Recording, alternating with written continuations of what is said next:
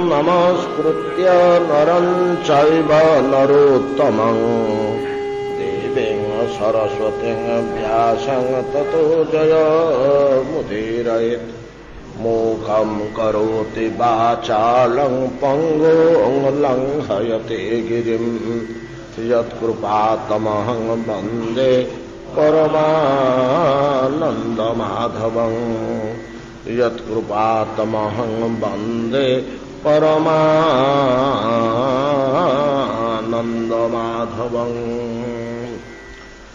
गजबाजे नराणाञ्च भैषज्ये शास्त्र उत्तमे कुशलादृष्टकर्माणो विद्या स्वस्तादशस्वपि उपांग विद्यासु तथा कुहुकार्था कुतूहलाः बाट साहसिकाश्चूरा तथान्ये पश्यतु हराः विचित्र कथना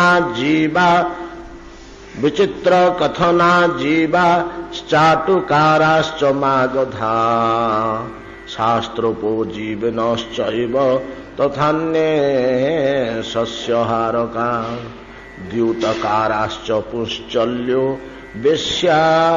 वेश्यानुगाविटा कृषिबलाश्च गोमेश छागोष्ट्रखररक्षकाः शकुन्तपालाश्च कपि व्याघ्र शार्दूलरक्षकाः आहितुण्डिकगोरक्ष शबर म्लेच्छजातयः अन्ये च ये मालव देश जाता आज्ञां मदीयां अनुपालयन्ति ते जानतो सर्वे वसतौ हि नीला चये यथा स्वंकृतवास्तु भागा।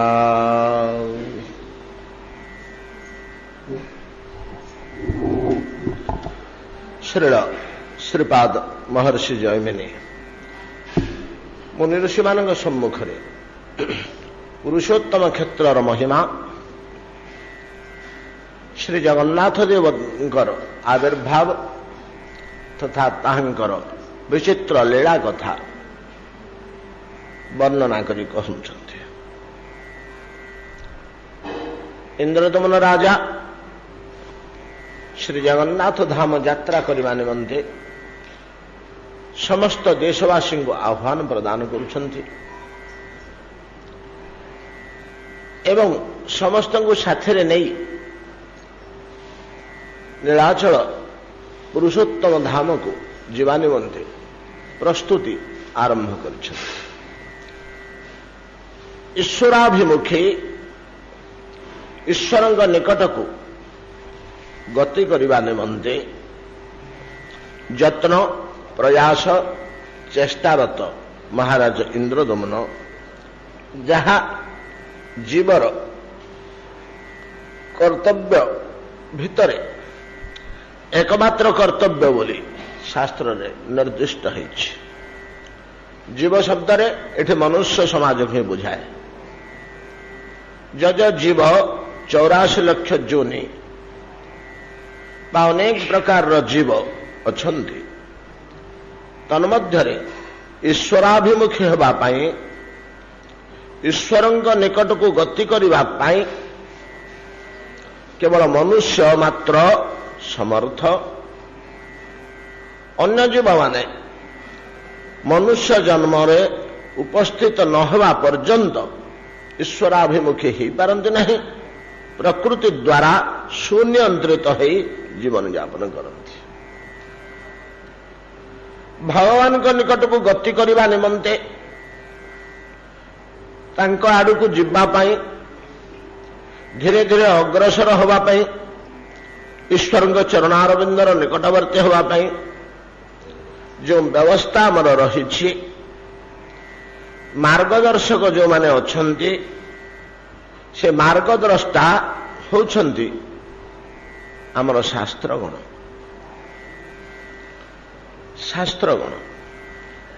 ये शास्त्रगण जहाँ को आध्यात्मिक शास्त्र बा परमार्थ शास्त्र कहा जाए एवं विद्या ब्रह्म विद्या बोली ताको कहा जाए। से विद्या को ब्रह्म विद्या बा अध्यात्म विद्या विद्यानां भगवान श्री कृष्ण विभूति जोगरे कहते विद्यामान भितर मु हूँ अध्यात्म विद्या ब्रह्म विद्या। ये ब्रह्म विद्या अध्यात्म विद्या रो आधारीभूत सनातन शास्त्रगण आम मानकु पथ प्रदर्शन करती यही बाटरे जा मनुष्य समाज को। ये शास्त्र मान भितर चूड़ामणि तीनोटी शास्त्र होचंती ये सकल शास्त्र मानकर शिरोभूषा। ये तीनोटी शास्त्रर आनुगत्य अन्यान्य शास्त्र माने से तीनोटी शास्त्रर सिद्धांत को नाना भावरे सरलीकरण करी व्याख्या विश्लेषण करी जीव मान को बुझे दियंती। कहीं ना श्रेष्ठ शास्त्र तीनोटी बड़ दुर्बोध्य संक्षिप्त एवं रहस्यमय। तेणु तार व्याख्या विश्लेषण नहेले साधारण जीव ताकू अवबोध करिपारिबे नहीं।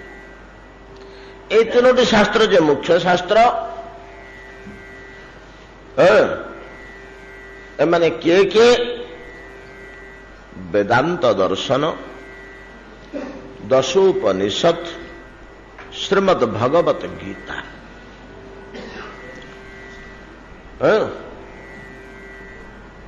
एमानंकर ना होची प्रस्थान त्रयी। ए तीनोटी शास्त्र ना होची प्रस्थान त्रयी।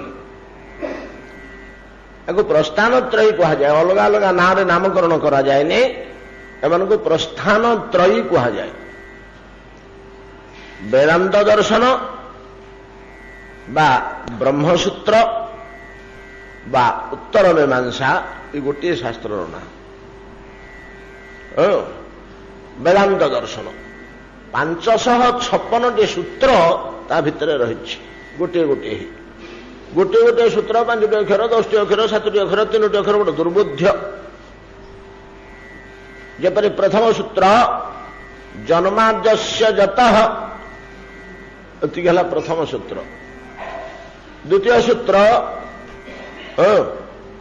जेनो वा सर्वाणि भूतानि जायन्ते।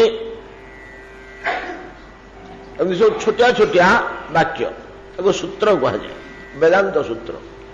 श्रीमद् भगवत गीता को आम समस्ते जानीचे मात्र 700 श्लोक सनातन धर्मर सकल रहस्य उद्घाटित होइछि एवं अति संक्षिप्त भाव में वर्णना करा जाइछि। हालांकि 10टी उपनिषद ये उपनिषद मान को वेदांत कहा जाए। एमाने वेदर अंतभाग को वेदांत कहा जाए। वेदर ज्ञान कांड भितर 10टी उपनिषद आसुछि। वेद जो 3 भाग में विभक्त होइछन्ति कर्मकांड उपासना कांड ज्ञान कांड। ज्ञान कांड होछि 10टी उपनिषद। कठोपनिषद केनोपनिषद प्रश्नोपनिषद मुंडकोपनिषद मांडुक्योपनिषद प्रश्नोपनिषद श्वेताश्वेतर उपनिषद छांदोग्योपनिषद बृहदारण्यकोपनिषद।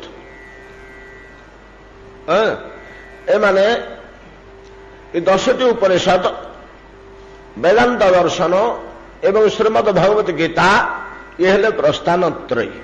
इति गोटे अधिका कथा आवश्यक नहेले मध्य मु कहि दउची।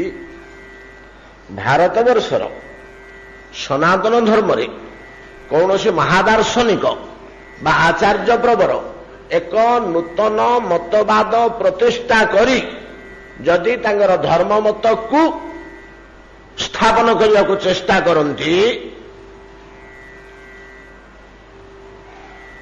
यथा शंकराचार्य यथा रामानुजाचार्य यथा वल्लभाचार्य यथा श्रीमन चैतन्य महाप्रभु इत्यादि एमाने गोटे गोटे नूतन सिद्धांत दे नूतन मतवाद दे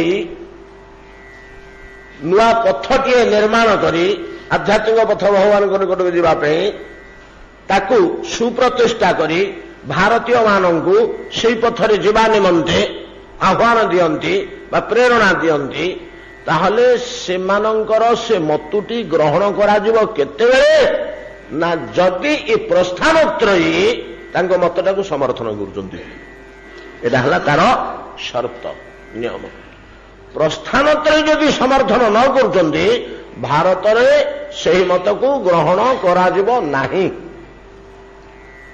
साधु सन्यासी मैंने काटिदेवे ताको नहीं मतरे कही जाने मत दूषित प्रस्थानत्रयी समर्थन करुवा दरकार प्रस्थानत्रयी जहा अच्छे से भितर देखिए से पथ तैयारी करेंगे बाहर किसी करें एमती गोटे आध्यात्मिक जगत रे गोटे कड़ा कटकणा अच्छी अतएव ए शास्त्र चिन्हर गुरुत्व आपण मैंने उपलब्धि करंतु यांको ना प्रस्थान दायित्व एंगे जीव को निज गृह भगवान चरणारविंद को वैकुंठ को मुख्य स्थान को प्रस्थान करवा पठेवा कार्य एमानकर तेणु आना प्रस्थान त्रयी ये समस्त जीवन को आगर कार्य हला आगर वैशिष्ट्य और तात्पर्य हला सकल मनुष्य को से प्रेरणा दौरान तू जा ये बाहर भगवान आड़ को चल भगवान आड़ को चल प्रस्थान करने निमंते मर्त्यु वैकुंठ को रक्तमांसमय जीवदेहरु विभु पदार बिंद को स्थूल प्राकृत जगतरु चिन्मय जगत को पठे देवा निमंते प्रस्थान करवा निमंते प्रस्थान करवा पठेवा अमुक व्यक्ति अमुक दिन में पुरी प्रस्थान करिसेंती पलि जाइछन्ती चली जीवा से स्थान छाड़ी चली जीवा को प्रस्थान कह जाए प्रस्थान त्रयी मूल शास्त्र तीनोटी कहुए प्रस्थान त्रयी अतएव जीवर जावतीय कर्म निर्वाह भितरे कर्म संभार भितरे एकमात्र कर्म बोली कहुचे मुख्य कर्म एकमात्र कर्म कौन ना ईश्वर निकट को ईश्वर अभिमुखरे गमन करवा पलि जावा भगवान आड़ को जावा भगवान आड़ को अग्रगति करवा जो स्थिति आम अच्छे स्थिति बेल को बेल अधिक अधिक पादे पादे पाउंडे पाउंडे भगवान निकटवर्ती हवा जीवन एकमात्र कर्तव्य एवं ता सहित पुणी शास्त्रगण सिद्धांत दौरान जे भोजन शयन अन्यान्य कार्य जहा किसी जावतीय कर्म ईश्वर अभिमुखरे प्रस्थान करने निमंते सहायक कार्य मात्र एटा अलग किसी कार्य नुहति एटा कि प्रकार करा सियाड़ को सहायता करेंगे माने कौन खाइले किपरि खाइले आमको से गतिपथर एटा साहाय्य करिवो केमिति शोइले केते शोइले आमको गतिपथर साहाय्य करिवो कौन पिंधिले किपरि पिंधिले आमको गतिपथर साहाय्य करिवो भगवान जो साहाय्य जावतीय कर्म ईश्वर अभिमुखी हवा निमंते साहाय्यकारी मात्र गोटे मात्र कर्म होला आमर गोटे मात्र कर्म होला ईश्वर निकट आम के पहुंची जीवु इथे आमको सहायता करती किए से ना शास्त्रगण एवं गुरुदेव ये देह किए हो ये देह आउ कहीं नुहति से ईश्वर शक्तिद्वय ईश्वर ही निजे गुरु रूपे निजे शास्त्र रूपे प्रकाश पाई जीव को ईश्वर आड़ को ठेलुंट प्रस्थान कराउंट एवं मनुष्यर एकमात्र कर्तव्य पर आ द्वितीय कर्तव्य किसी ना आउ जो कर्तव्य गुड़ाक अच्छी ईश्वर अभिमुखे जीवा कर्मर अनुगामी मात्र बुझुं ना कथाटा आम जहा करवा जमी आमको भगवत पथरे सहायक हम भगवत पथरे विरोध करवा कर्म जे आमको पथ रोध कर अटकैब ପଛକୁ ଟାଣିବ, ଯିବାରେ ସହାୟତା ନ କରିବ, ସେଗୁଡ଼ାକ ଅକର୍ମ ବିକର୍ମ। ସେ ସବୁଗୁଡ଼ାକ ଅକର୍ମ ବିକର୍ମ।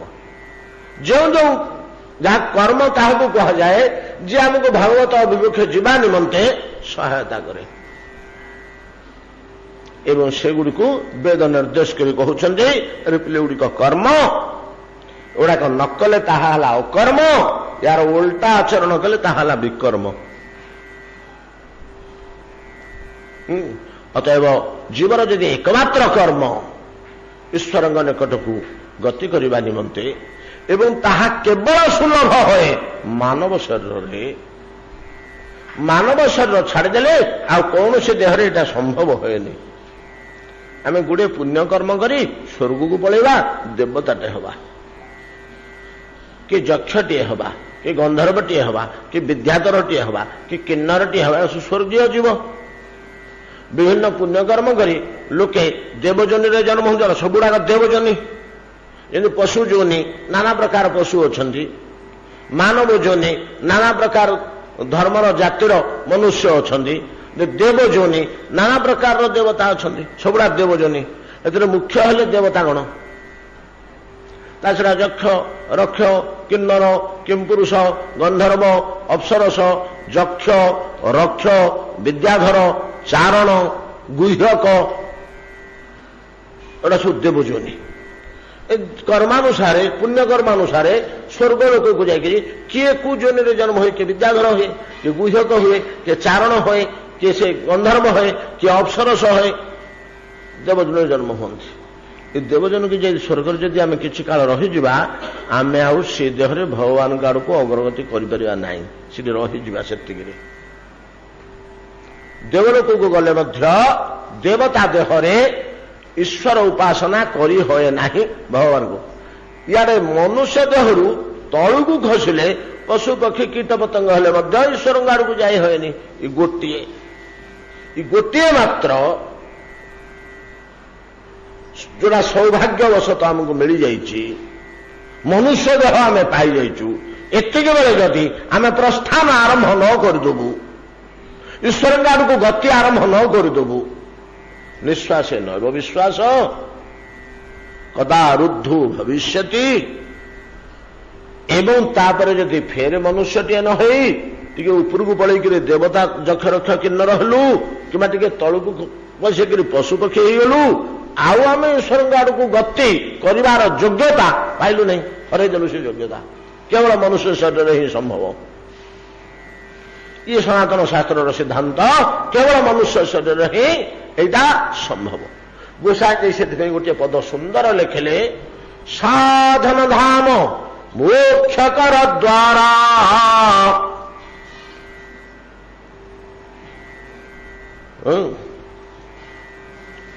ସାଧନ ଧାମ ମୋକ୍ଷକର ଦ୍ୱାରା। ଆଉ କୋଉଠି ସାଧନ କରି ହୁଏନି, ଆଉ କିଛି ଉପାସନା ଆଉ କୋଉ ଦେହରେ କରି ହୁଏନି। ନା ପଶୁପକ୍ଷୀ ମାନେ ଉପାସନା କରିବେ, ନା ଦେବତା ଯକ୍ଷ ରକ୍ଷ ଉପାସନା କରିବେ। ଆଉ କୌଣସି ଲୋକରେ ଉପାସନା ହେବନି। ମର୍ତ୍ତ୍ୟ ଲୋକରେ ମଧ୍ୟ ମନୁଷ୍ୟ ଶରୀର ବ୍ୟତୀତ ଆଉ କୌଣସି ଶରୀରରେ ଉପାସନା କରି ହୁଏ ନା। ବିଲୁଆ ମାନେ ଜପ କରିବେ, ନା ଭାଲୁ ମାନେ କୀର୍ତ୍ତନ କରୁଛନ୍ତି, କରିପାରିବେନି। କେବଳ ମନୁଷ୍ୟ ଦେହରେ ହିଁ ଉପାସନା ସମ୍ଭବ। ଗୋଟିଏ ଯୋନି, ଗୋଟିଏ ଦେହ। ସେଥିପାଇଁ ଭଗବାନ ବହୁ ଚେଷ୍ଟା କରି କରି କରି ଲାଗି ପଡ଼ି ପଡ଼ି ପଡ଼ି ପଡ଼ି ପଡ଼ି ଲାଗି ଲାଗି ଲାଗି ଲାଗି ଶେଷରେ ମନୁଷ୍ୟ ନିର୍ମାଣ ହେଇଗଲା।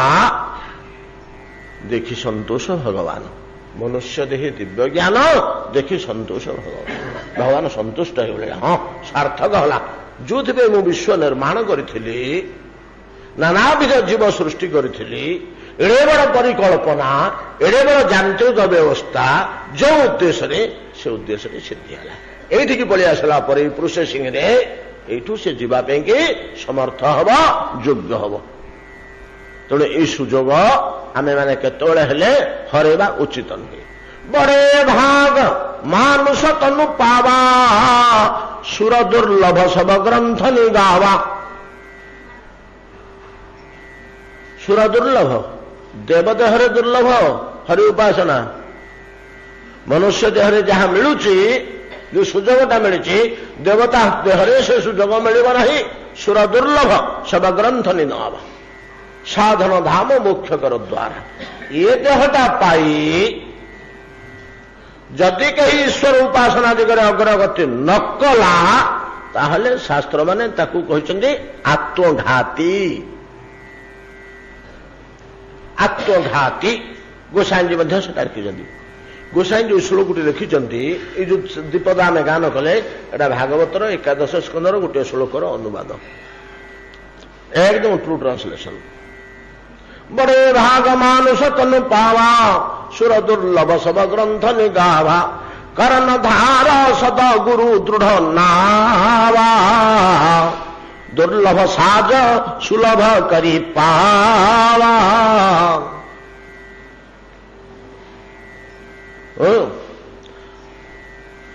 ନୃଦେହମ ଆଦ୍ୟମ ସୁଲଭଂ ସୁଦୁର୍ଲଭଂ ସୁଖଂ ପ୍ଳବଗମ ଗୁରୁ କର୍ଣ୍ଣଧାରଂ ମୟାନୁକୂଳେନ ନଭସ୍ୱତେରିତଂ ପୁମାନ ଭବାବ୍ଧେନ ତରେତ ସ୍ୱାତ୍ମହା। ଭାଗବତ କହିଲେ ସେ ଆତ୍ମହତ୍ୟାକାରୀ, ସେ ନିଜର କ୍ଷତି କରୁଛି, ନିଜକୁ ହତ୍ୟା କରିଦେଉଛି, ଆତ୍ମଘାତୀ। ଏ ଶ୍ଲୋକଟିରେ କହିଛନ୍ତି କିଏ ସେ ଆତ୍ମଘାତୀ? ନା ମନୁଷ୍ୟ ଦେହ ଦିଆହେଇଛି, ସେଇଟା ତା ଇଚ୍ଛାରେ କି ତା କର୍ମରେ ସେ ପାଇନି। ନିଜ କର୍ମ ବଳରେ ସେ ମନୁଷ୍ୟ ହେଇନି, କି ନିଜ ସାଧନ ବଳରେ ସେ ମନୁଷ୍ୟ ହେଇନି। ତାକୁ ମନୁଷ୍ୟ ଦେହକୁ ମୁଁ ପଠେଇଛି, ଯା ତତେ ଗୋଟେ ଚାନ୍ସ ଦିଆହେଲା, ଦେଖ।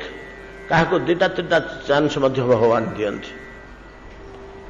ଆରମ୍ଭ କରିବାକୁ ଇଚ୍ଛା ଥିଲା ଯେ ଆରମ୍ଭ କରିପାରିଲାନି, ଆଉ ଗୋଟେ ଚାନ୍ସ ଦିଅ। ଆରମ୍ଭ କରିଥିଲା ଯେ ଗୋଟେ ସହାୟତା ପାଇଲାନି, ଆଉ ଗୋଟେ ଚାନ୍ସ ଦିଅ। ସେମିତିକା ପ୍ରେରଣା କୋଉଠୁ ପାଇଲାନି, ସେମିତି ଭଲ ଗୁରୁ ଜୁଟିଲେନି, ପରିବେଶ ବାଗ ହେଲାନି। ସିଏ ଆରମ୍ଭ କରିଥିଲା କିଛି କିଛି, ଆଉ ପାରିଲାନି, ଏଗୁଡାକ ସବୁ ଅସୁବିଧା ହେବାରୁ ନାନାବିଧ ବିଘ୍ନ ବିପଦ ପଡିଗଲା। ପୂର୍ବ କର୍ମ ଗୁଡାକ ସବୁ ଆସି ତାକୁ ଘାଣ୍ଟି ଚକଟି ପକେଇଲେ। ଏମିତି ହେଇଛି, ତ ଆଉ ଗୋଟେ ଚାନ୍ସ ଦିଅ। 2-3ଟା ଚାନ୍ସ ଦିଅନ୍ତି ଭଗବାନ।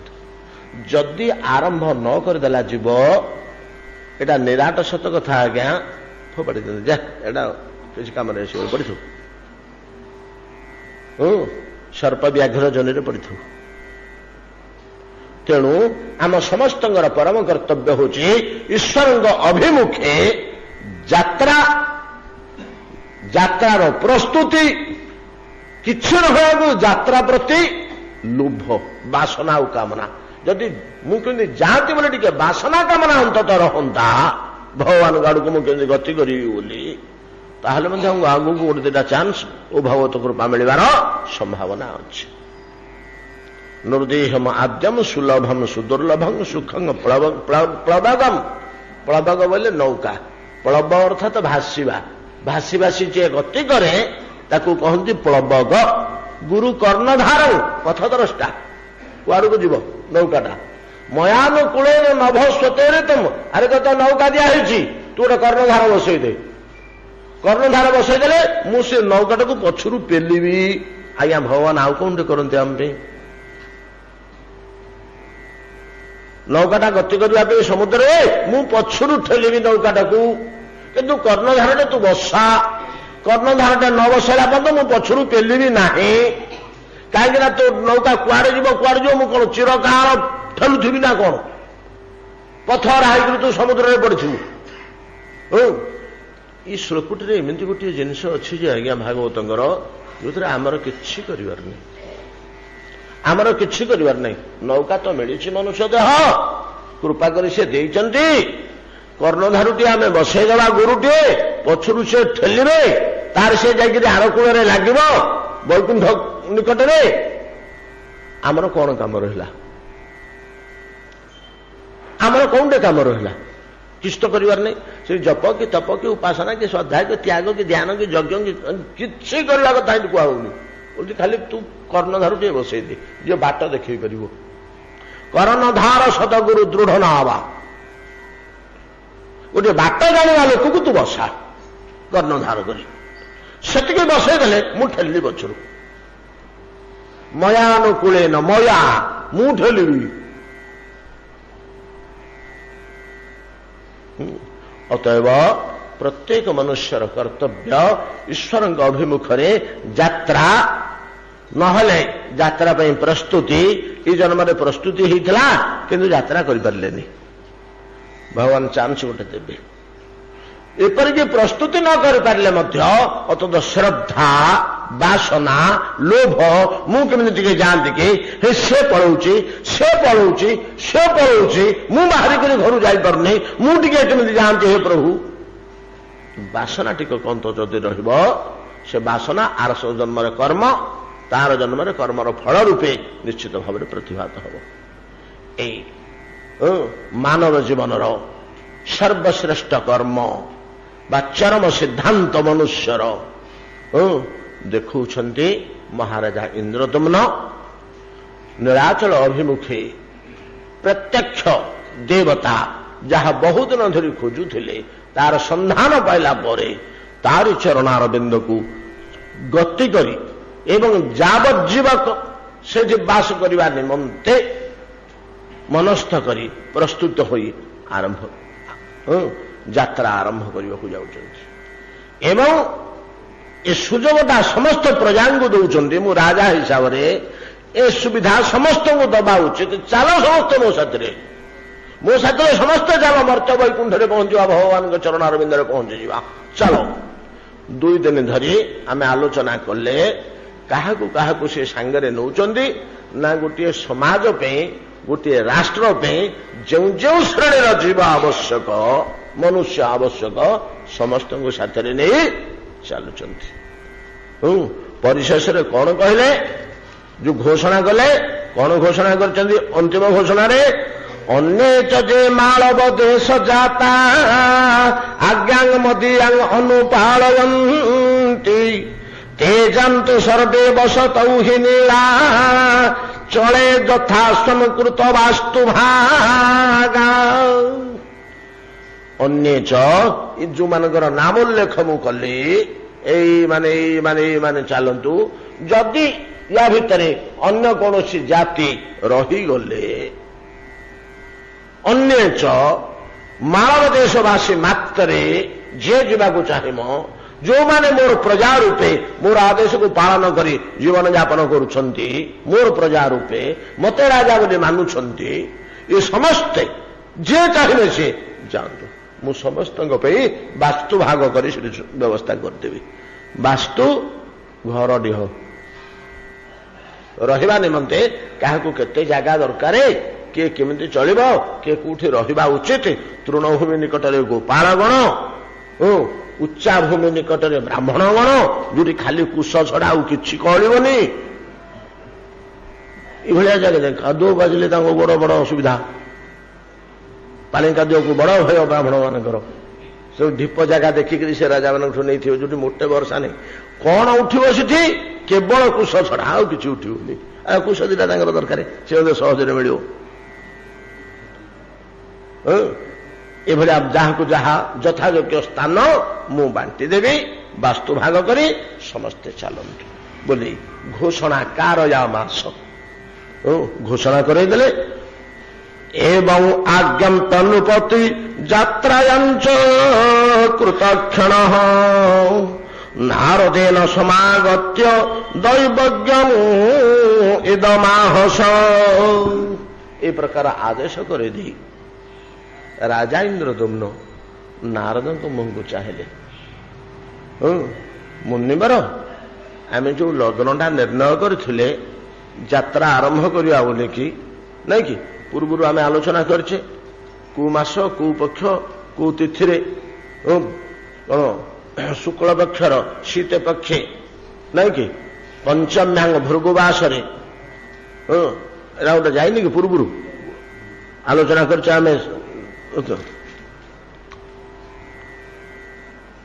ଜ୍ୟେଷ୍ଠେ କୃଷ୍ଣ ତରେ ପକ୍ଷେ ପୁଷ୍ୟରକ୍ଷେ ଲଗ୍ନ ଉତ୍ତମେ ଯାତ୍ରାନୁକୂଳ ବିଜ୍ଞାୟଂ ପଞ୍ଚମ୍ୟାଙ୍ଗ ଭୃଗୁବାସରେ। ଭୃଗୁବାସର କହିଲେ ଶୁକ୍ରବାର, ପଞ୍ଚମ ତିଥି ଶୁକ୍ରବାର, ଜ୍ୟେଷ୍ଠ ମାସ ଶୁକ୍ଳପକ୍ଷ तो पुष्या नक्षत्र उत्तम लग्न रे गोटे दिन भितर 12टा लग्न आसे प्रत्येक लग्न 2 घंटा लेखे मोटामोटी 2 घंटा लेखे भोग हुए ता भीतर जो लग्नटी शुभंकर एई दिवसर 12टी लग्न भितर जो लग्नटी शुभंकर से लग्न रे बाहरिया पे निर्णय कर टिप्पा होकर अच्छी नारद नोटबुक रे नहीं कि नारद को कहले मुनिवर टिके टिप्पाटा बाहर करंतु कु लग्न रे कु तिथि रे केतेबेले आमे जिबा पे कि निर्णय करथिले से दिन बसिकरी एवं आज्ञाप्य एभलिया आज्ञा घोषणा आदेश प्रदान कर दे नृपति यात्रायांच कृत क्षण जो क्षण निर्णय होइछि मुहूर्त निर्णय होइछि बा शुभ लग्न निर्णय होइछि कृत पूर्व हो सारी सेटा चाहिए यात्रार शुभ लग्न नारदेन समागत्य नारद सह बसी तले ए विषय आलोचना करी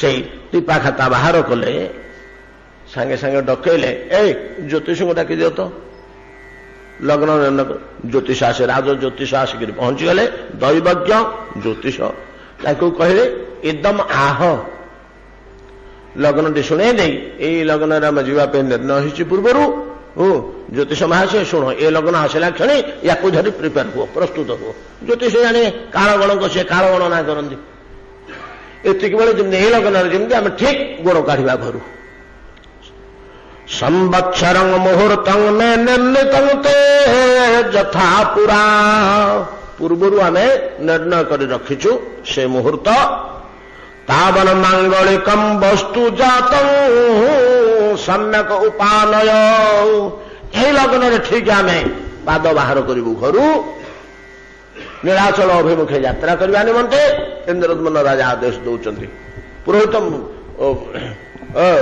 ज्योतिष महाशय यही लग्न पूर्वर सबु वस्तु मांगलिक वस्तु यात्रा पूर्व जो सब मांगलिक वस्तु मांगलिक कार्य है ये सब प्रस्तुति जमी सरी ठीक लग्न जमी आम बाहर तार व्यवस्था कर आज्ञा पुरोहित महाशय को टी आदेश दबा हूँ वस्तु सी संग्रह करेंगे काल आम निर्णय करूँ पुरोहित सब वस्तु संग्रह करेंगे तावन मांगलिक वस्तु जात सम्यक उपानय सम्यक समस्त उपानय आनी संग्रह कर पुरोहित मते नाशमिन क्षणे जावत विमुरुग्यते तेनादिष्ट सगणक पुरोहित सहायवान पुरोहित को आह्वान करी आदेश दबा निमंते ज्योतिष कहले वस्तु से संग्रह करंतु आज्ञा मु काल निर्णय करी तो पुरोहित को आदेश देले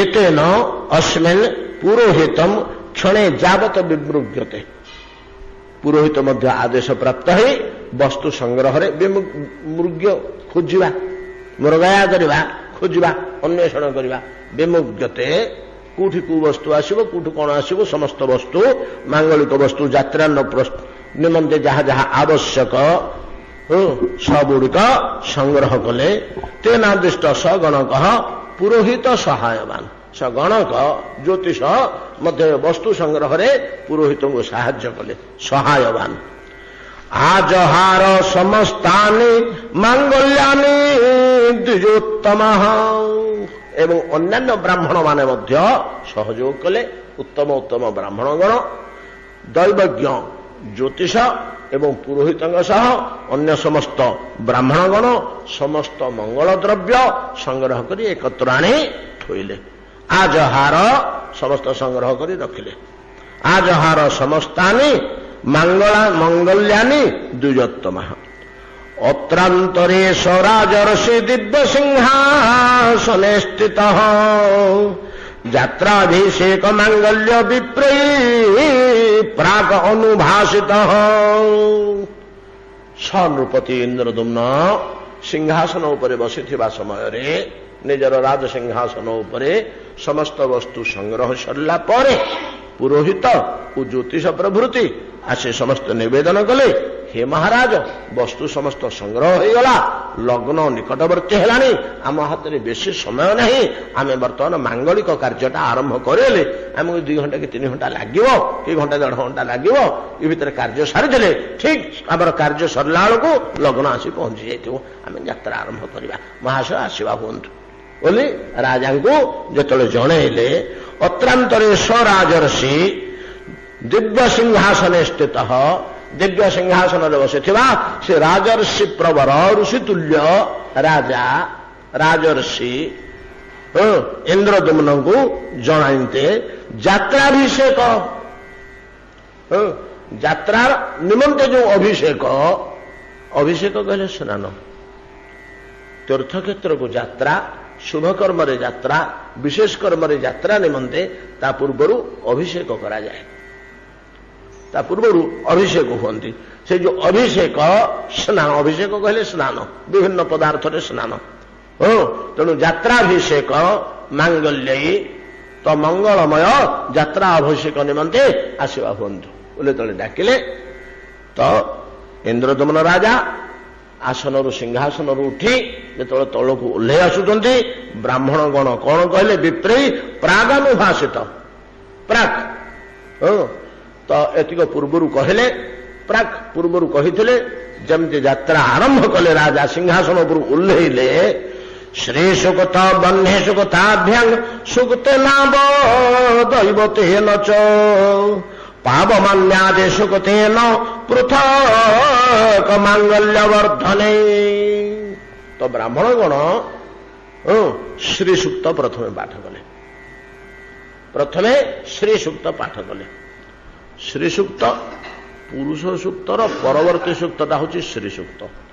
आम जाचे ऋग्वेदर 10म मंडलर 90 नंबर सूक्त पुरुष सूक्त नाम ख्यात। ये पुरुष सूक्त भारत में द्विविध वेद रही, गोटे हूँ कृष्ण यजुर्वेदीय पुरुष सूक्त, आ गोटे हूँ शुक्ल यजुर्वेदीय पुरुष सूक्त। 19टी लेखे ऋक या दिहरे अच्छी, 19टी लेखे ऋक रही गोटे गोटे सूक्त, पुरुष सूक्त कह जाए। ये पुरुष सूक्त हूँ गोटे बीज स्वरूप, सृष्टिर बीज स्वरूप, वेदर बीज स्वरूप, ये पुरुष सूक्त। ता परवर्ती सूक्तटी हूँ श्री सूक्त। श्री सूक्त पुरुष सूक्त जपड़ी ब्रह्म पुरुषंकर भगवत पुरुषंकर समस्त महिमा और रहस्य ता भितर रही।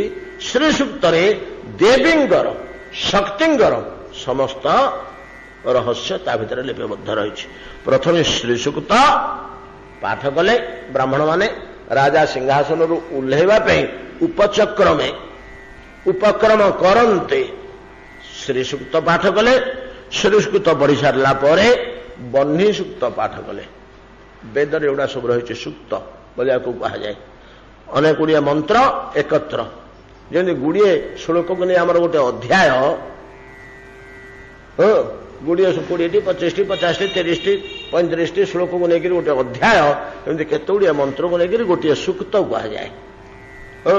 श्री सूक्त पाठ कले, तापरे बह्नी सूक्त पाठ कले, सूक्ते नाम दैवते नच, तापरे अवदैवत सूक्त पाठ कले। ब्राह्मण मैंने सूक्त वेद पाठ कर राजा तले आरंभ कर प्रथम सूक्त पाठ तो वेद पाठ कर अवदैवत सूक्त पाठ कले। तापरे पावमान सूक्त पाठ कले, जे पवित्र करे पावमान सूक्त वेदर सब सूक्त गुड़िक श्री सूक्त बह्नी सूक्ताभ्यं सूक्त नाम दैवते न च पावमान्यादि सूक्तेन पृथं मांगल्य वर्धने। ये सूक्त गुड़िक कहीं पृथक पृथक भाव पाठ कले ना, एगुड़ाक सब पृथक पृथक मांगल्य एमाने प्रदान करती।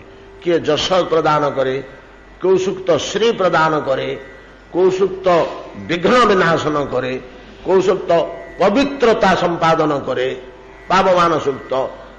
ये प्रत्येक सूक्तर गोटे गोटे मंत्र उच्चारण करी राजांक उपरे अभिषेचित जल अभिमंत्रित जल ढाली स्नान करेले। तीर्थाभि औषधिभिश्च सगंधर्वै पृथक पृथक अभिषेक ततो राजा चीनाशुक हृतांभसा तीर्थद्भि औषधिभिश्च सगंधै पृथक पृथक पृथक पृथक कुंभ मानंगरे गंगा जमुना कावेरी नर्मदा सरस्वती प्रभृति नदीर जलमान सूक्त पाठ करी वेद मंत्र पाठ करी राजा मस्तक ढालिले अभिषेक करेले इंद्रदमन मस्तक एवं औषधि भी केतुड़ी औषध मिश्रित ये सब आजिकल आमर आउ व्यवहार नहीं औषधि भी आम चंदन कर्पूर कस्तूरी इत्यादि सुगंध वस्तु केवल दौच अभिषेक औषधि प्राय आउ नहीं तीर्थ औषधि आउ गंधटा अलग औषधि जल विभिन्न प्रकार चेर मूल पड़िथिबा पानी औषधि युक्त जल से स्नान करा जाए तीर्था भी औषधि भीश्च सगंधर्वै अर्थात कस्तूरी कर्पूर एवं चंदन प्रभृति मिश्रित गंध जल स्नान करले अभिषेक तो राजा ये जल अभिषेक कले स्नान कले मनुष्य तेजियान हुए शक्तिशाली हुए तार प्रतिभा बढ़ी जाए ये मंत्र मानकर प्रभाव अच्छे जोड़िकर अभाव आम धीरे धीरे आजिकल निष्प्रभ हो आम मानकर से ब्राह्मी तेज प्रतिभा ना देहर ना बुद्धिर ना मनर ना बाकर प्रतिभा धीरे धीरे लुप्त हो जाए सबुड़िकर अभाव तो महाराजा इंद्रदमन को विभिन्न मंत्र अभिमंत्रित जल एवं औषधि जल तीर्थ जल सुगंध जल स्नान कर चीनांशुक अंशुक वस्त्र चीन अंशुक अति पतला वस्त्र जो पुछि देले हृतांभसा शरीर लगी जल अंभ हृत अंग मार्जन करदेले कि भलिया देखागले राजा इंद्रदमन अभिषेक पर राज बपुषा देवतो निर्धूम पावको जथा निर्धूम पावक पावक कहले अग्नि निर्धूम पावक धूम विहीन अग्नि जपरि प्रज्वलित हो कांतिस्मान हो उठे निर्धूम पावक पाउंस न पड़ी अग्नि एमती प्रज्वलित होकर थाए धक धक जलु थाए से भलिया महाराजा इंद्रदमन अभिषेक परे जो अंग मार्जन करी छिड़ा हो पड़े निर्धूम पावक तुल्य अत्यंत प्रतिभा आभा तेज विकिरण करी दंडायमान हेले राज विराजमान कले राज बपुषा दीप्तो निर्धूम पावको जथा आमुक्त शुक्ल वसन स्वातंत स पवित्रक नंदी मुखान पितृगणान पूजयित्वा यथा विधि आजिकल सेटा सब उठीगलानी आउनी आम तो आम संस्कृति ठारू बहुत दूरे गले पूर्वे नांदीमुखी श्राद्ध बोली गोटे श्राद्ध अच्छे भिन्न मंत्र भिन्न द्रव्य से श्राद्धटी करा जाए जो माने तीर्थयात्रा बाहर तीर्थयात्रा बाहर से माने ए दीटा श्राद्ध कर सारा पर जी प्रथमे नांदीमुखी करेंगे तापर पितृ श्राद्ध करेंगे तीर्थ को जीवा लोक मैंने आगे करुले आजकल आम शिशु समय पिलादिने देखनु जदिओ शुणा पाइछु नांदीमुखी श्राद्ध प्राद्ध सब सारिक पितृ श्राद्ध सारिक तीर्थ को बाहरती बाहुण बुढ़ा मैंने तो नांदीमुखी श्राद्ध जेकोसी शुभ कार्यर प्रारंभर पूर्वर नांदीमुखी श्राद्ध करने देवगण केते गुड़िए उपदेवता अपदेवता नुह उपदेवता जो माने देवता देवता हेले 10 देवता 10 दिगपाल ता परवर्ती तांकर अधीनस्थ देवतागण को उपदेवता कहा जाए से उपदेवता मानकर इथर उपासना करा जाए आमे कौन सी बड़ मंत्री को पाखु जदि जीवाकू अच्छी जमी स्टेनो कि पीए को टिके धराधरी करने पड़े प्रथम रू सेमतिका यहाँ गोटे कार्य देवता मान को संतुष्ट करने पूर्व उपदेवता मान संतोषण निमंते नांदीमुखी श्राद्ध करा जाए तो स्नान कलापर से निजे पवित्र हो गले पवित्र होला परे नांदीमुखी श्राद्ध कले किपरि ना आमुक्त शुक्ल वसन शुभ्र वस्त्र परिधान कले धड़ा लुगा जेकोसी शुभ कार्य शुभ वस्त्र परिधान करा जाए धड़ा लुगा पिंधा हुए आमुक्त शुक्ल वसन स्वाचंत आचमन उंग विष्णु उंग विष्णु उंग विष्णु सपवित्र कह कौन सी यू पूजा अर्चना प्रभृति कार्य पूर्वर आचमन करा जाए आचमन कहले कौन उंग विष्णु उच्चारण करी किछि जल पान और हस्त धौत और मार्जन हाथ धोइबा गामछारे पोछिबा आपण देखुना आमर पंडा माने बसिथिबे कोठी सिंहासन उपरे तो गड़ूटा को टिके छुईदेवे गामछा को टिके छुईदेवे गड़ूटा को छुईदेले हला आचमन हस्त खेलन गामछा को छुईदेले हला मार्जन अंत स्पर्श धोइबा पोछिबा ता संभव होनी हाथ धोइबा हाथ पोछिबा तापर जे अन्य कर्म करियो कहबो आचमनर नियम हला तो बाम गंडु दक्षिण गंडुसरे मास मात्र जल केते परिमाण जल नेबे आचमन निमंते मास मात्र जल मास कहले बीरी गोटे बीरी बुड़ीला भलिया जल बीरीटी बुड़ीवा पे जतिकी जल दरकार सेतिकी जल मास मात्र जल ओं विष्णु कही आचमन करी हाथ धोई पोछिबा हुए सपवित्र ता परवर्ती कार्य हला जे कोनोसी सत्कर्म रे प्रथमे आचमन आचमन पर आपण आसन शुद्धि की भूत शुद्धि की जहाँ किसी करी पूजा की अर्चना की जप की तप जहाँ करेंगे तृतीयटा आसन शुद्धि पर अन्य कर्म प्रायशः आत्म शुद्धि पर भूत शुद्धि आसी जाए ये चारिटा न करी कौन सी कर्म आरंभ करा जाए ना जदिव केतक क्षेत्र में आसन शुद्धि और भूत शुद्धि आवश्यकता थाए ना किंतु आचमन और पवित्रीकरण ये दुटा निश्चित भाव में रही आ तो दिग्बंधन एमती केते गुड़े जिनिस रही तालित्रय दत्वा ऊर्ध्वे मध्ये च ऊर्ध्वे च अधे मध्ये च ऊर्ध्वे च तालित्रय दत्वा नारा च मुद्रा प्रदर्शयित दिग्बंधन हम यहाँ कलापर जहाँ किसी कौन सी अपदेवता ता भर को प्रवेश कर विघ्न करें माछी मशा बिछा पोक सर्प ता भर कहीं पशुबे ये जिनिसटा करते जहा हो आचमन है यहाँ सपवित्रक ता अति साधारण जिनस आपण मैंने समस्ते जानती पवित्रीकरण कौन तो सबाह्याभ्यतर शुचि शुक्लांबर धर विष्णु नहीं अपवित्र पवित्र वा सर्वावस्थांग तू पीवा जस्मरित पुंडरीकाक्ष अर्थात ये खाली कहीदे नुह जस्मरित पुंडरीकाक्ष को स्मरण कले उभय आपणकर शुचि है एटा सब पवित्र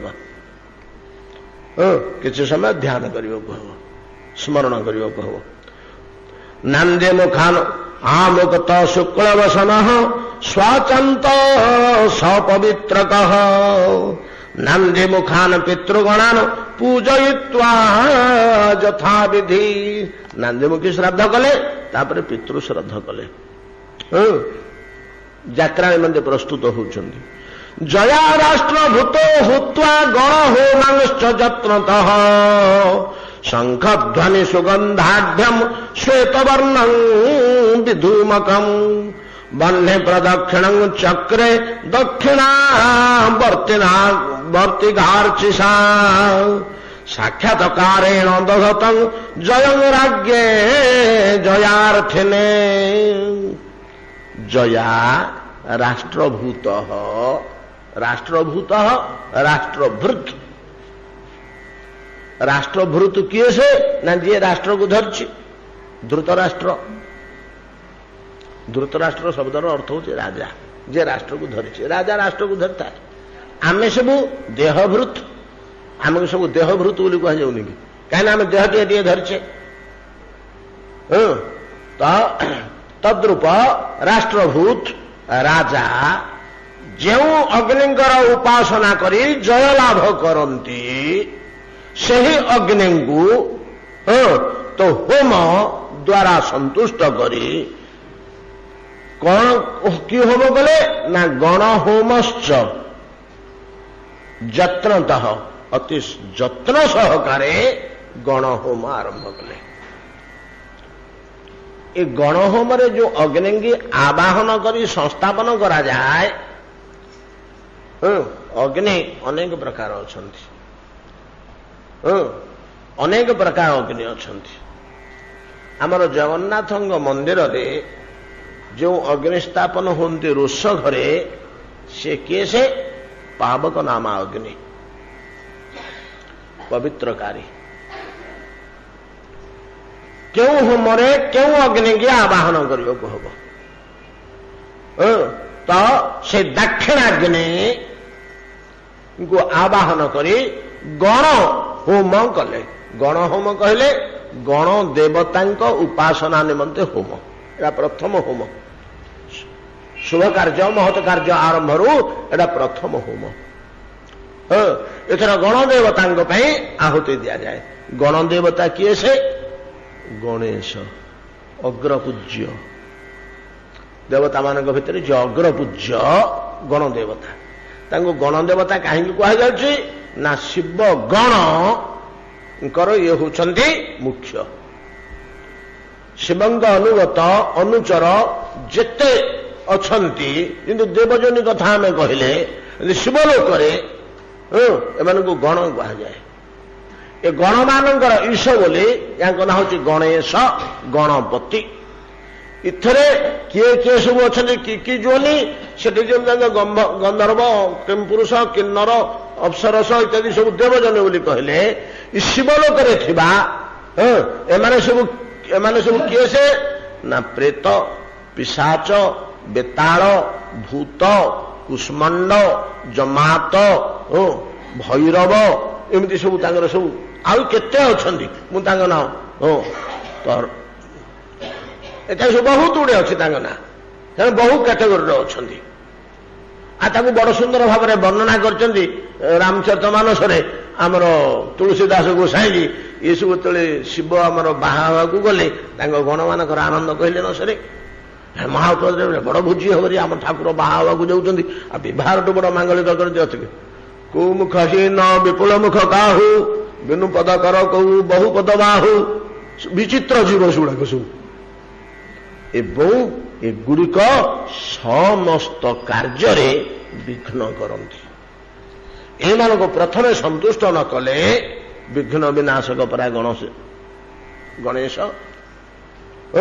एमानकर विघ्न जेपरी प्रवेश न करियो भूत प्रेत पिशाच बेताल कुष्मांड जमात प्रभृति मानकर विघ्न जमी न आसब सत्कार्य से निमंते प्रथम एम संतोष करा जाए या गण होम कह जाए एटे गण देवता उपासना करी आहुति दि जाए दाक्षिणाग्नि आहुति दि जाए कि पावक नाम अग्नि आहुति दि जाए तो जो अग्नि की उपासना करी राजा माने जय लाभ करती अर्थात विघ्न दूर हो जाए विघ्न उपद्रव आउ रहे ना से अग्नि को आह्वान पूर्वक जया राष्ट्रभूत हुत्वा गण होमांश्च जत्नतः जत्न सहकारे से संतुष्ट कले शंखध्वनि सुगंधाद्या शंखध्वनि सह सुगंध द्रव अग्नि निक्षेप करी ये गणदेवता मानकर संतोष विधान कले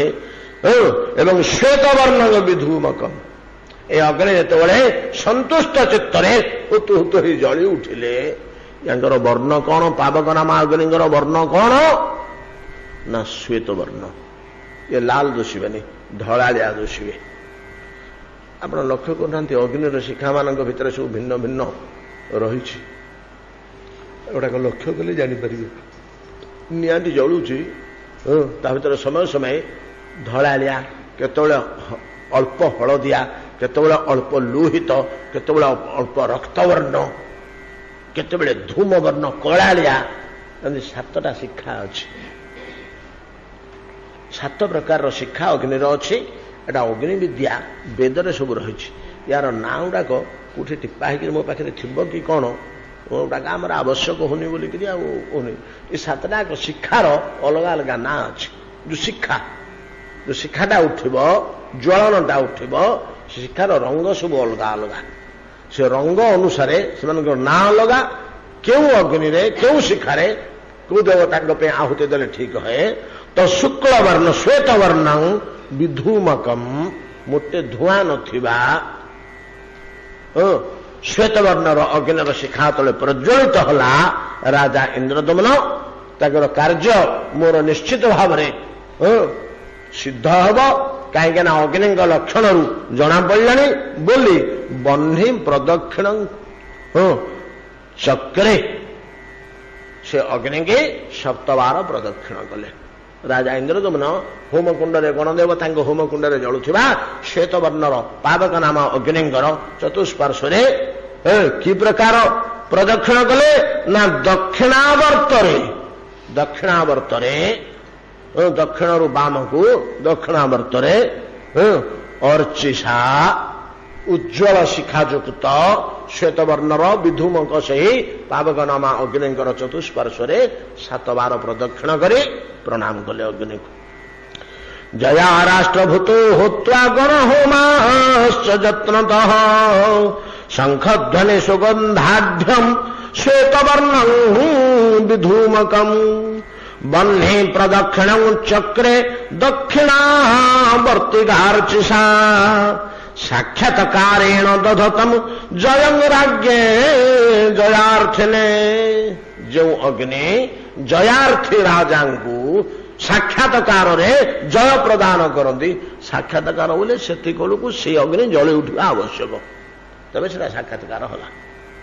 ଶ୍ଵେତ ବର୍ଣ୍ଣର ନିର୍ଧୂମ ଅଗ୍ନି ଯଦି ଶିଖା ଉଠିଗଲା ତାହେଲେ ବୁଝିବାକୁ ପଡୁଛି ନିଶ୍ଚୟ ଜୟ। ଏଟା ଅଗ୍ନି ଆମ ପ୍ରତି ସାନୁକୂଳ ଅଛନ୍ତି। ରାଜା ଆନନ୍ଦରେ ପ୍ରଦକ୍ଷିଣ କଲେ ଏବଂ ମନରେ ଚିନ୍ତା କଲେ ଯେ ନିଶ୍ଚିତ ଆମର କାର୍ଯ୍ୟ ସମ୍ପୂର୍ଣ୍ଣ ହେବ।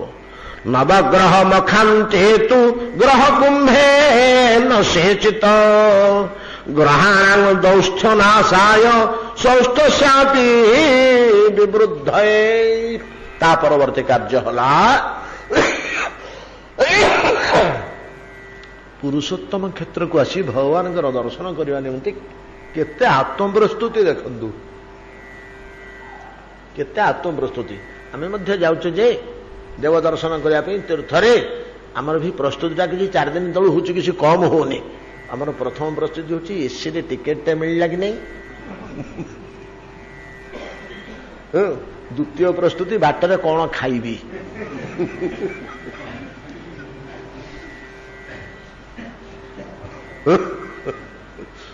ଯାହା ଜିନିଷପତ୍ର ଯାଇଥିବ ସେଥିରୁ ପ୍ରାୟ 15ଟା ଖାଲି ଖାଇବା ଶୋଇବା ଜିନିଷ।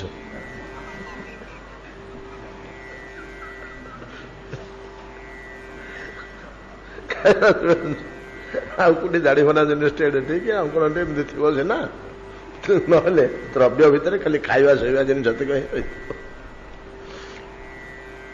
ଯାହା ହଉ, ତାପରେ ନବଗ୍ରହ ହୋମ କରି ନବଗ୍ରହଙ୍କୁ ଆହୁତି ପ୍ରଦାନ ପୂର୍ବକ ଗ୍ରହ ଶାନ୍ତ କରାଇ 9ଟି କୁମ୍ଭ ଥୁଆ ହେଇଛି ନବଗ୍ରହଙ୍କ ନିମନ୍ତେ।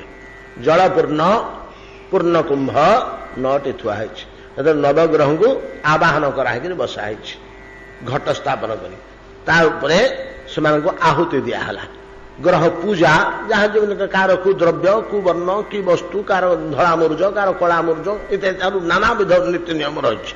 ଏସବୁ ସରିଲା ପରେ, ଗ୍ରହ ପୂଜା ସରିଲା ପରେ ଏ ଯୋଉ 9ଟି ଗ୍ରହ କୁମ୍ଭର ଜଳ ଥିଲା, ସେ ଜଳରେ ଇନ୍ଦ୍ରଦମନଙ୍କୁ ସ୍ନାନ କରା, ସେଚିତ ତାଙ୍କ ଉପରେ ସେଚନ କରାହେଲା, ଛିଞ୍ଚା ହେଲା। କାହିଁକି? ଗ୍ରହାଣାଂ ଦୌଷ୍ଟ୍ୟ ନାଶାୟ, ଏହି କାର୍ଯ୍ୟରେ ଅଗ୍ରତ କଲାବେଳେ ଗ୍ରହ ମାନଙ୍କର ଦୋଷ ବିନାଶ ହେଇ ସୌଷ୍ଠ୍ୟ ସାପି ଗ୍ରହମାନେ ଯେମିତି ଶାନ୍ତ ରହିବେ, ସହାୟତା କରିବେ, ସୌଭାଗ୍ୟ ପ୍ରଦାନ କରିବେ। କିଛି ଦୋଷ ଯଦି ଗ୍ରହ ଦୋଷ ଥିବ ସେ କେମିତି ଶାନ୍ତ ହେଇ ଦୂର ହେବେ, এই ନିମନ୍ତେ ଗ୍ରହାଣାଂ ଦୌଷ୍ଠ୍ୟ ନାଶାୟ ସୌଷ୍ଠ୍ୟ ସ୍ୟାପି ବିବୃଦ୍ଧୟ। ଜ୍ୟୋତିଶାସ୍ତ୍ର ଦ୍ୱିତୀୟ ମନ୍ତ୍ରେ ଦୈବଜ୍ଞ ବିଧି ଚୋଦିତେ ତतो ମାଙ୍ଗଲ୍ୟ ନେପଥ୍ୟ ବିଧାନ ଉପଚକ୍ରମେ।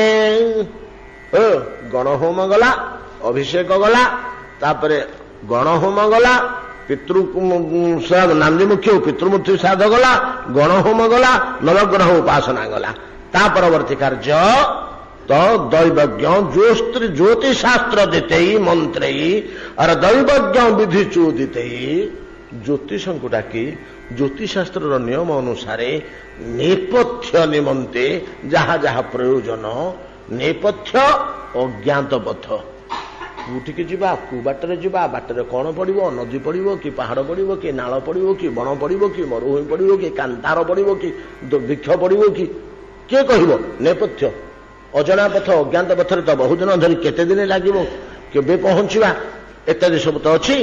ଜ୍ୟୋତିଶାସ୍ତ୍ରରେ କାଳ ବିଚାର ପୂର୍ବକ ଆମେ ଗତି କରୁଥିବା ସମୟରେ 6 ମାସ କି 4 ମାସ ଆମକୁ ଲାଗିବ।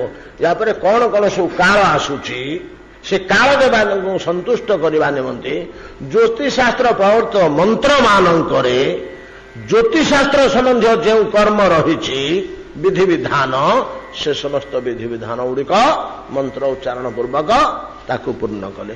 ଜ୍ୟୋତିଶାସ୍ତ୍ର ଦ୍ୱିତୀୟ ମନ୍ତ୍ରେ ଦୈବଜ୍ଞ ବିଧି ଚୋଦିତେଇ ତतो ମାଙ୍ଗଲ୍ୟ ନେପଥ୍ୟ ବିଧାନ ଉପଚକ୍ରମେ ଚୀନାଶୁକ ପ୍ରବରଣେ ପିଧାୟ କବଚଂ ନିଜଂ ଶିରୋବେଷ୍ଟନକଂ ଶୁଭ୍ରଂ ସୁରତ୍ନ ମୁକୁଟୋଜ୍ଜ୍ୱଳଂ।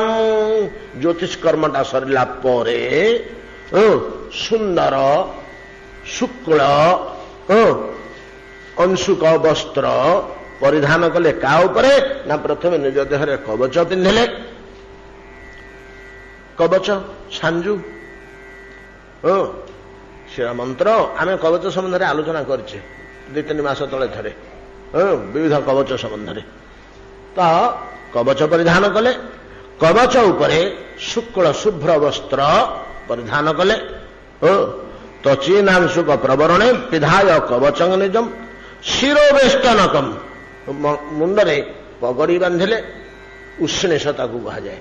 ଆମେ ପଗଡ଼ି ବୋଲି କହୁଛେ, ମସ୍ତକରେ ଯୋଉଟା ରାଜାମାନେ ବାନ୍ଧନ୍ତି ମସ୍ତକ ରକ୍ଷା ନିମନ୍ତେ, ମସ୍ତକର କବଚ ତା ଉପରେ ପଗଡ଼ି ପିନ୍ଧାଯାଏ, ତାକୁ ଉଷ୍ଣେଶ କୁହାଯାଏ।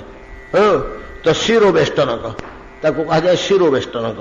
ସେଇଟା ମଧ୍ୟ ଶୁଭ୍ର ରଙ୍ଗର, ଧଳା ରଙ୍ଗର ବସ୍ତ୍ରରେ ସେ ଶିରସ୍ତ୍ରାଣକୁ ରକ୍ଷା କଲେ।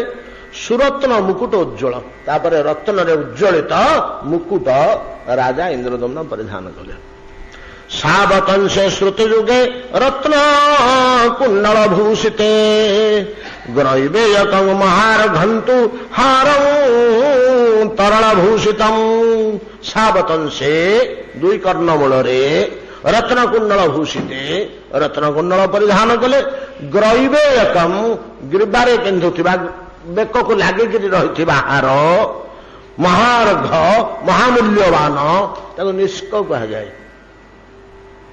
ତାକୁ କୁହାଯାଏ ନିଷ୍କ। ଖୁବ୍ ମୋଟା ଚେନ୍ ବେକକୁ ଲାଗିକିରି ଥିବ, ତା ଦେହରେ ଗୋଟେ ପଦକ ଲଟକି ଥିବ, ସେଟାକୁ କୁହାଯାଏ ନିଷ୍କ। ଆମେ ନିଷ୍କକଣ୍ଠି କେତେଟା ଗୋପାଙ୍ଗନା ମାନଙ୍କର ରାସମଣ୍ଡଳ ଭିତରେ ଆମେ ଶୁଣିଛେ। ଆଉ ଗୋଟେ କଥା ମନେ ପକାଉନାହାନ୍ତି, ତ ଯେତେବେଳେ ଗୋପାଳକୁ ମା ବାନ୍ଧିଦେଲେ, ବାଡେଇଲେ, ଆଉ କୋଉଥରେ ବାନ୍ଧିଲେ, ସେ ଉଦୁଖଳରେ ବାନ୍ଧି ଦେଇକିରି ପଳେଇଲେ ରାଗରେ, ସେଠି ପଡିଥା ବୋଲି। ଗୋପାଳ ତ ଏକୁଟିଆଟି ସେଠି ବନ୍ଧା ହେଇକିରି ପଡିଛି, ବାପ ନାହିଁ କି ମା ନାହିଁ କି ଭାଇ ନାହିଁ ସାଙ୍ଗ ନାହିଁ, କିଏ ସହାୟତା ନାହିଁ, ଧକେଇ ଧକେଇ କାନ୍ଦୁଛି, ନାଇଁ କି ଆଡେ ବାଲି ଘାଣ୍ଟିକିରି ଖେଳୁଛି, ଆଡେ ଧକେଇ ଧକେଇ କାନ୍ଦୁଛି, ଆଖିରୁ ଲୁହ ଟିକେ କେତେବେଳେ ବହୁଛି କେତେବେଳେ ବହୁନି। ଯେତେବେଳେ କାନ୍ଦିଲା ବେଳକୁ କଣ ହଉଛି, ଯୋଉ ନିଷ୍କଟି ଓହଳିଛି ସେଠି ଡେଇଁ ପଡୁଛି, ଏଇଟା ସତ୍ୟବ୍ରତ ମୁନି କହିନାହାନ୍ତି, ଆଲୋଚନା କର। ତାକୁ ନିଷ୍କ କୁହାଯାଏ। ଗ୍ରୈବେୟକ ଗ୍ରୀବାରେ ଲାଗିକିରି ଯୋଉଟା ରହେ। ଗ୍ରୈବୟକ ମହାର୍ଘମ ତୁ ମହାର୍ଘ ମହାମୂଲ୍ୟବାନ ଅତି ମୂଲ୍ୟବାନ ଧାତୁରେ ନିର୍ମିତ ନିଷ୍କ ରାଜା ଇନ୍ଦ୍ରଦମନ ପିନ୍ଧିଲେ ଗଳାରେ ଏବଂ ହାରମ ତରଳ ଭୂଷମ ତରଳ ବେଳେ ଚଞ୍ଚଳ ଲମ୍ବା ହାର ଯେ ଚାଲିଲା ବେଳେ ହଲୁଥିବ ଦିପଟକୁ ହାର ତରଳ ଭୂଷିତ ଏ ପ୍ରକାର ଅଳଙ୍କାରରେ ଅଳଙ୍କୃତ ହଉଛନ୍ତି ରାଜା ଲୋକ। ଆଉ ବାହାରକୁ ବାହାରୁଛନ୍ତି ଏ କଣ ଦି ଚାରିଟା ଅଳଙ୍କାର ଥିବ କେତେ ଅଳଙ୍କାର ପିନ୍ଧିବ ଆମେ କେତେ ବସି ପଢିବା ରାତି ପାଇଯିବ ସେ ଆଜି ଅଳଙ୍କାର ପିନ୍ଧି ବେଶ ହଉଥାନ୍ତୁ ତାପରେ କଣ କଲେ କାଲି ଦେଖିବା ଯାତ୍ରା ଆରମ୍ଭ ସମୟ ହେଇଗଲାଣି ହାଟ ଏତିକି ଆଜ୍ଞା।